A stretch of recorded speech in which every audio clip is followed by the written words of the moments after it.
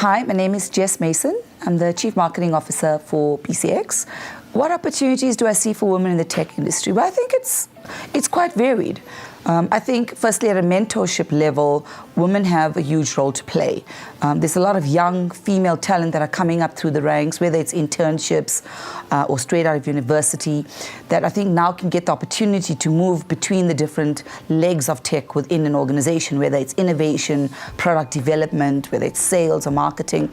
So I think there's a lot of opportunities. It's just who is willing and able to open those doors for them. You know, we lead very digitalized lifestyles, and for me, digitalization is probably everything that you do within a business value chain.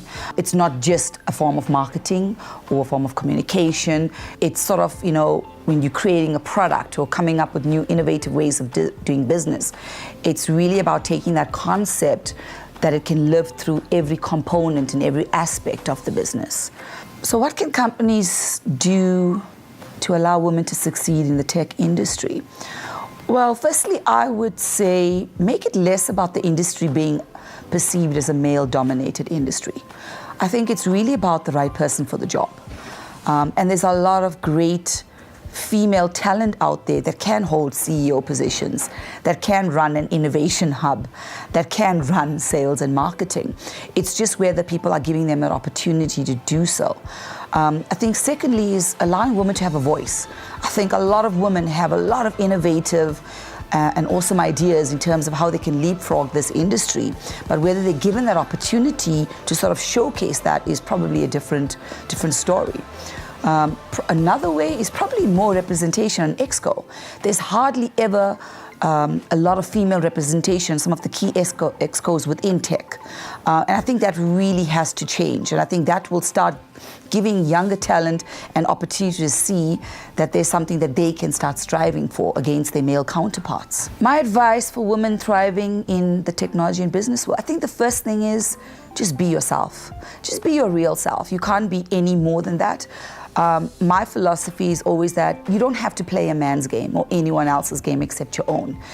If you are confident in your skill set and you've got something that you can bring to a company that's going to allow it to be profitable, that's going to allow it to move forward, you know, let the company see that. Let the company see that skill set. Take the young female talent along with you in that journey. We can't afford to leave behind the young females.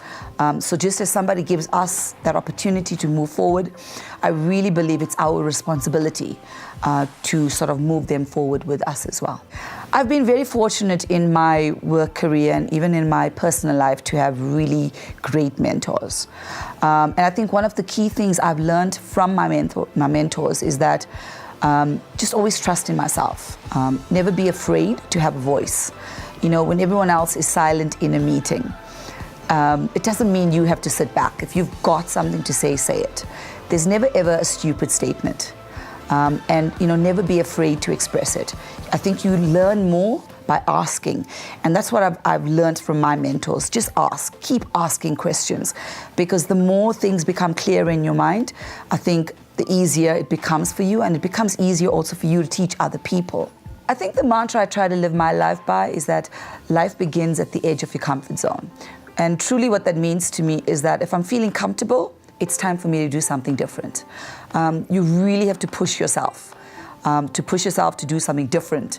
It's when you start feeling uncomfortable, that's when I think you know you're going to start making a true difference in your own life and probably the life of other people.